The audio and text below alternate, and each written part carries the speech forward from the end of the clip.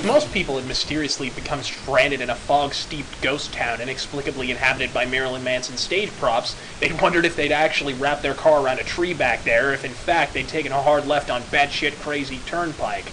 But somehow the protagonists of the Silent Hill series have aimlessly wandered their way through 6 console games and a successful 2006 film, creating more soiled underpants in the process than a convalescent home cafeteria on Prune Juice Friday. But do we stay away? Fuck no. These games rule, and they rule hard, so today I'm going to break with my standard formula. Instead of pulling myself just shy of the brink of mass homicide by playing an atrocious modern video game, I'm going to invite all of you to take a leisurely stroll down memory lane with me. Today, we're going to have part 1 of a retrospective on one of my favorite video game franchises of all time, Silent Hill. So, prepare to run your therapy bills up, because we're headed on into that foggy New England town. It was 1999. Every asshole I knew was shopping at Old Navy, listening to Korn, and basking in the afterglow of 1998's video game industry orgasm. In fact, I would venture to say that with how the year 1998 filled every orifice in our body with fuck awesome, sometimes 1999 gets lost in the long shadow cast by classics like Metal Gear Solid or Legend of Zelda: Ocarina of Time. But fuck that. 1999 gave us System Shock 2, Legacy of Kain Soul Reaver, MechWarrior 3, Shenmue, X-Wing Alliance, and then, out of nowhere, this game drops onto store shelves. Now, mind you, this is the late 90s. Survival horror is fucking popular. Resident Evil 3 just dropped. Dino Crisis just came out. System Shock 2 is poised to fuck every mind in existence. So the fact that Silent Hill attracted as much attention as it did in 1999 speaks volumes about how much it scarred our fucking psyches. And again, this is the late 90s. Everyone was a Nihongo-phile in 99. This was when Dragon Ball Z was running on Toonami, causing every Ramune-swilling asshat in a Super Saiyan Goku shirt to simultaneously ejaculate into their latest issue of New Type magazine. It seemed like every noxious nerd was running around with faux silk shirts with Japanese writing that said leather bar aficionado over and over in kanji, which is part of what made Silent Hill so incredible. Here was a horror game from Japan in the late 90s with unapologetically American influences. I played this game for the first time just days after release. I was at a sleepover for a friend's birthday party, and one of my friends drops this son of a bitch in front of us in the pitch black of midnight. He says, "This game will freak you the fuck out. You want to see it?" Now, of course, by now we were so excited we could have carved a diamond sculpture with our dicks, so fuck yeah, we said. Throw it in! And the rest is history, Rageaholics. Harry Mason's sublime, abstract descent into hell is still one of the most uniquely horrifying experiences in video game history. One of those games that gives mouth-breathing pseudo-intellectual types in old-timey hats a leg to stand on when they say, "Video games are art." But I forgive Silent Hill for empowering those fucktards, because you rule, Silent Hill. The problem, of course, was that with so many esoteric and philosophical themes, it wasn't exactly destined for commercial success right out of the gate. So Silent Hill 1 became known as that creepy game that everyone was afraid to play. Then 2001 rolled around, and this bastard hit the stores.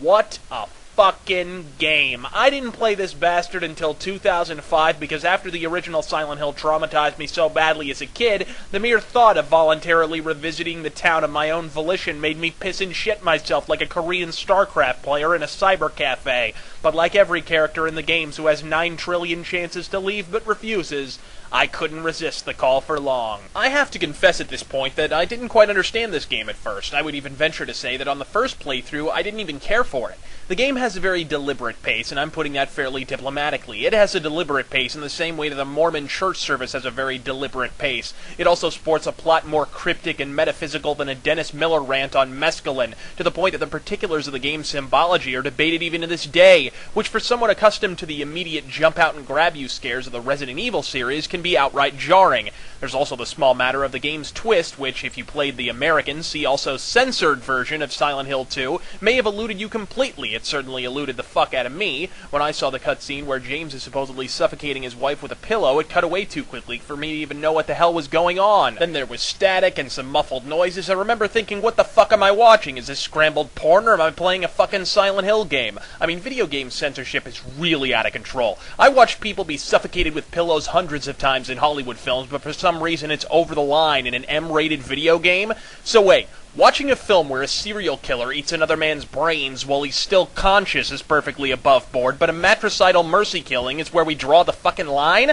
Star Wars has more dismemberment than Silent Hill has suffocations, but Star Wars is still sitting pretty in a fucking PG rating, while James's shenanigans somehow make Silent Hill 2 sit just a few rungs above kiddie porn and snuff films on the ladder of societal contempt? Fuck you, ESRB. That asinine act of censorship literally killed the most climactic moment in the game for me. It wasn't until I finally played the director's cut for the PC a few years back that I at last experienced the game in all its wife-murdering glory. At that point, I felt exactly as I do now. Silent Hill 2 is the perfect horror video game. Yeah, tankish controls can absolutely be a bitch, but there are far worse offenders in the world of gaming. Heavy fucking rain, anyone? This game has the oppressive atmospheric environments and skull-fucktacular twists you crave, and that's what horror gaming is all about. 5 Robbie the Rabbits out of 5, a goddamn masterpiece.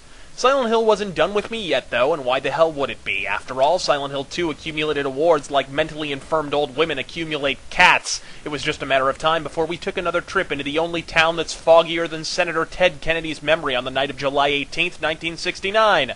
Look it up, assholes. We didn't have to wait long. 2003 marked the launch of Silent Hill 3, which wasn't much of a departure from the rest of the series. In fact, in terms of gameplay and engine verisimilitude, Silent Hill 2 and 3 are basically identical twins, and that's ultimately my only problem with it. I know a lot of people like this game. Hell, I like this game. But it's hard to put my finger on exactly what I like because it's so damn similar to Silent Hill 2. There are so many canonical nods to past titles, the game comes off as Silent Hill's greatest hits rather than a strong entry all on its own. I will say that the sound design of Akira Yamaoka went to an entirely new level on this game. Silent Hill 3 sports all kinds of memorable moments, but the common thread in all of them is stellar audio design. Remember walking through the abandoned office building, hearing something big crashing on the roof above you? You could swear it's just going to crash through the ceiling at any moment and smash your head like a ripe cantaloupe. You feel like a rat trapped underneath the floorboards of Oprah Winfrey's mansion. It's fucking terrifying. Remember in the supply closet, you can just hear some creepy racket taking place on the other side of the wall. You could swear it's getting ready to burst through the door. And if this game had been made by lazy designers like the guys who made Dead Space or Resident Evil, that's exactly what would have happened. But Team Silent was smart. They know it's much more terrifying to be perpetually dreading what may jump out at you than to actually have things constantly jumping out at you. The most terrifying moment in the game, and indeed one of the best moments in the series, needs no explanation, however.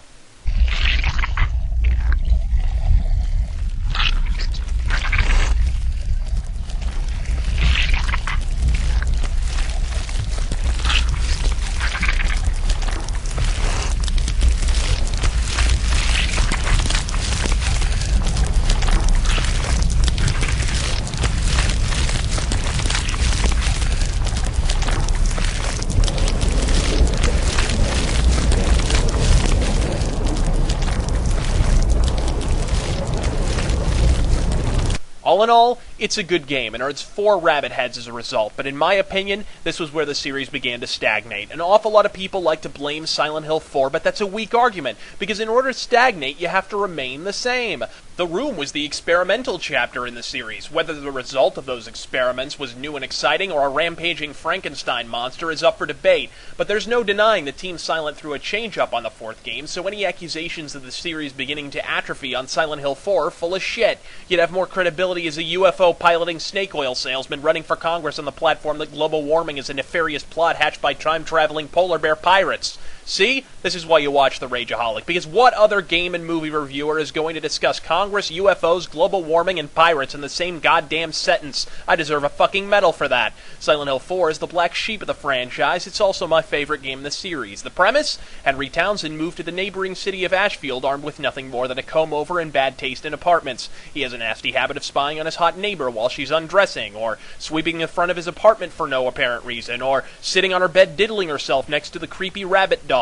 And judging by how he dresses, he also has a nasty habit of slathering himself in an adhesive mixture of rubber cement and ejaculate before diving headfirst into an Abercrombie & Fitch clothing rack, which is odd because compared to the axe murderers and child rapists that normally fill in as protagonists in Silent Hill games, poor old Henry comes off looking downright fucking normal. There's a bit of a hitch, though. His apartment is sort of a metaphor for a serial killer's brain. Ah, well, Henry, better luck next time. Oh, did I mention the apartment building is owned by James from Silent Hill 2's dad? Jesus Christ, Henry, what's the matter? Charles Manson's father's apartment building didn't have any fucking vacancies? The Bates Motel was all booked up? What a fucking dolt! All things considered, the game is actually very good. Like I said, it's my favorite game in the series, and if it wasn't good, I wouldn't like it. I've never understood the hate that gets hurled its way either. The bass-ackwards inventory system is the only legitimate gripe I can bring to bear that doesn't involve Henry's comb-over. Jesus fuck, Henry, you look like if a preppy and an emo kid had fucked, but not before surgically removing the part of your brain that conveys emotion.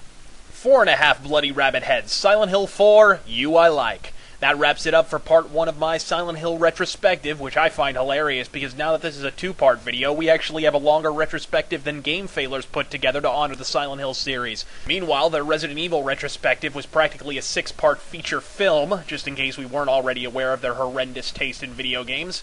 Anyhow, stay tuned for the next part, fucknuts. We'll delve into the more recent entries in the series, beginning with Silent Hill Homecoming and ending with a review of the 2006 Silent Hill film. You'll definitely want to see that, because I actually have some inside news to divulge concerning the film's sequel, which is currently in the preliminary stages of development.